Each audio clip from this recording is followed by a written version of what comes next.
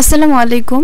Easy learning for জুনিয়র্সের পক্ষ থেকে সকলকে শুভেচ্ছা ও স্বাগতম। আজকে আমরা অষ্টম শ্রেণীর ধর্ম বিষয়ের তোমাদের পৃষ্ঠা 18তে যে দলগত আলোচনা রয়েছে এর উত্তরটি দেখিয়ে দিব। তো ভিডিওটি শুরু করার পূর্বে তোমাদেরকে জানাচ্ছি, তোমরা যদি আমার চ্যানেলে নতুন হয়ে থাকো তাহলে অবশ্যই চ্যানেলটিকে সাবস্ক্রাইব করে দিবে।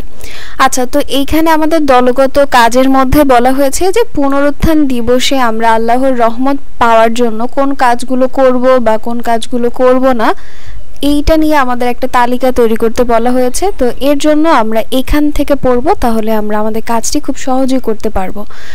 আমরা একটু পড়ি এখান থেকে। প্রথমে রয়েছে হাসর অর্থ একত্রিত হওয়া। মহান আল্লাহর হুকুমে হযরত ইসরাফিল আলাইহি ওয়াসাল্লাম এই সিংহায় ফুৎকারের মাধ্যমে সবাই পুনরায় জীবিত হয়ে হাসরের ময়দানে একত্রিত হবে। এদিন সবাই নিজ নিজ কর্মফল প্রাপ্ত হবে, তাই এটি ইয়াউমুদ্দিন বা কর্মফল দিবস। পৃথিবী হবে হাসরের মাঠ। কিয়ামতের দিন পৃথিবী পরিণত হবে একটা উদ্ভিদ শূন্য মসৃণ সমতল প্রান্তরে। মানুষের জন্য সেখানে কেবলমাত্র পা রাখার জায়গাই থাকবে। হাসরের দিনের দৈর্ঘ্য হবে আমাদের গণনায় 50,000 বছরের সমান। আর এই দিনটি হবে কবর থেকে জীবিত হয়ে ওঠার দিন। প্রত্যেক মানুষ ভীত শঙ্কিত চোখে তাদের কবর থেকে বের হয়ে আসবে। তারা বলবে, হায় আমাদের দুর্ভোগ, কে আমাদেরকে নিদ্রাস্থল থেকে জাগিয়ে তুলল। তারা আহ্বানকারীর দিকে দৌড়াতে থাকবে। তাদেরকে মনে হবে বিক্ষিপ্ত পঙ্গপাল। কাফিররা বলবে, এটা তো কঠিন দিন। সহসাই সকল মানুষ হাসরের ময়দানে একত্রিত হয়ে যাবে।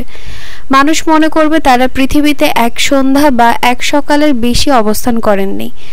সেদিন প্রত্যেকেই নিজেকে নিয়ে ব্যস্ত থাকবে। অন্যের দিকে তাকানোর মতো হুঁশ ও চেতনা কারো থাকবে না। সেদিন পিতা তার সন্তানের কোনো উপকার করতে পারবে না, সন্তানও পিতার কোনো উপকার করতে পারবে না। দয়াময় আল্লাহ যাকে অনুমতি দিবেন ও যার কথা তিনি পছন্দ করবেন, তিনি ছাড়া কারো সুপারিশ সেদিন কোনো কাজে আসবে না। মানুষ তার ভাই থেকে, তার মা ও বাবা থেকে, তার স্ত্রী ও সন্তান সন্ততি থেকে পালিয়ে থাকবে। মহান আল্লাহ নিজেকে প্রকাশ করবেন। জিব্রাইল আলাইহি ওয়াসাল্লাম সহ ফেরেশতাগণ সারিবদ্ধভাবে দণ্ডায়মান থাকবেন। পরম করুণাময়ের সামনে সকল আওয়াজ স্তব্ধ হয়ে যাবে। এক ক্ষীণ অস্পষ্ট ধ্বনি ছাড়া আর কিছুই শুনতে পাওয়া যাবে না। সকলেই চিরঞ্জীব চিরস্থায়ী সত্তার সামনে অবনত হবে। জমিন তার রবের জ্যোতিতে ঝলমল করে উঠবে। নবীগণ ও সাক্ষীগণকে উপস্থিত করা হবে। আমলনামা পেশ করা হবে। অপরাধীরা তাদের আমলনামা দেখে ভীত সন্ত্রস্ত হয়েও যাবে। তারা বলবে, হায় আফসোস, এই কেমন আমলনামা! ছোট বড় কোনো কিছুই বাদ যায়নি, এতে তো সব কিছুই রয়েছে। প্রত্যেক মানুষ তাদের কৃতকর্মকে সামনে উপস্থিত পাবে। জান্নাতকে নিকটে আনা হবে, জাহান্নামকে উন্মুক্ত করা হবে। সেদিন মানুষ উপলব্ধি করবে, কিন্তু এই উপলব্ধি তার আর কোনো কাজে আসবে না। সে বলবে, হায় আমার এই জীবনের জন্য যদি আমি কিছু আগে পাঠাতাম, অর্থাৎ এই দুনিয়াতে নেকামল করতাম।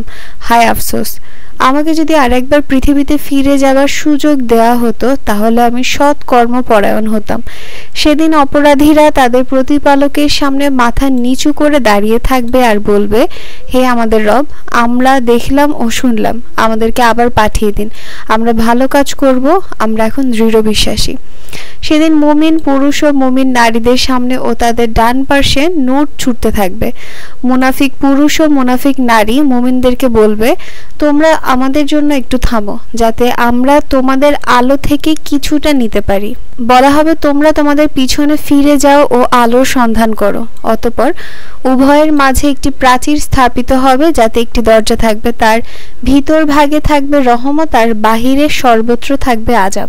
তো এরকম ভাবে আরো কিছু লেখা রয়েছে যে আমাদের হাসরের দিনে আসলে আমাদেরকে কিভাবে আমাদের আমল নামার মাধ্যমে আমাদের কৃতকর্মের ফল দেয়া হবে, এবং কিয়ামতের পরে এই হাসরের সময় বা হাসরের ময়দানে কবর থেকে সকলকে জীবিত করা হবে। তাদের প্রত্যেকের যে গন্তব্যস্থান জান্নাত বা জাহান্নাম সেখানে পাঠানো হবে।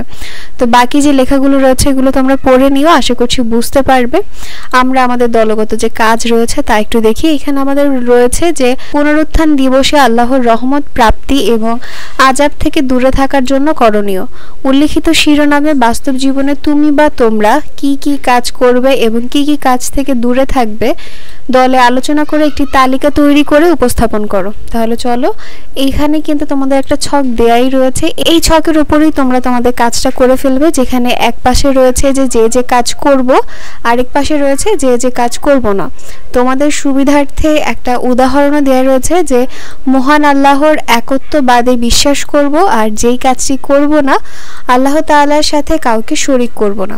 তাহলে চলো, বাকি খালি ঘরগুলো কি দিয়ে ফিল আপ করবে আমরা একটু দেখে আসি। আমরা এখানে প্রথমটা তো পড়ে নিলাম, দ্বিতীয়টা লেখা রয়েছে মৃত্যু পরবর্তী পুনরুত্থানে বিশ্বাস করব, আর এরপর রয়েছে নবী রাসূলের আদর্শ মেনে চলব, সর্বদা সৎ কাজে নিয়োজিত থাকব, আল্লাহর কাছে নিজের সকল কাজের হিসাব দিতে হবে এই কথাটি স্মরণ রাখব। তো আল্লাহর রহমত পাওয়ার জন্য যে সকল কাজগুলো করব তা কিন্তু দেখে নিলাম। এরপর রয়েছে যে কাজগুলো আমরা করব না, তা হচ্ছে পুনরুত্থান যেন আমাদের জন্য সহজ হয়, সেজন্য আল্লাহর নির্দেশনাবলী অমান্য করব না, নবী রাসূলের আদর্শ থেকে কখনো বিচ্যুত হব না, অন্যায় ও অশ্লীল কাজে লিপ্ত হব না, এবং সর্বশেষে রয়েছে দুনিয়ার ভোগ বিলাসে মগ্ন হয়ে আখিরাতের প্রতি উদাসীন হব না। এই কাজগুলো যদি আমরা না করি তাহলেই কিন্তু আমরা আল্লাহর সন্তুষ্টি অর্জন করতে পারবো এবং আল্লাহর রহমতও পাবো।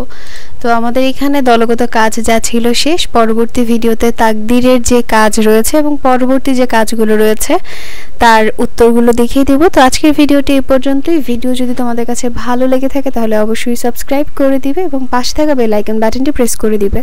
তো আজকে এই পর্যন্তই। আল্লাহ হাফেজ।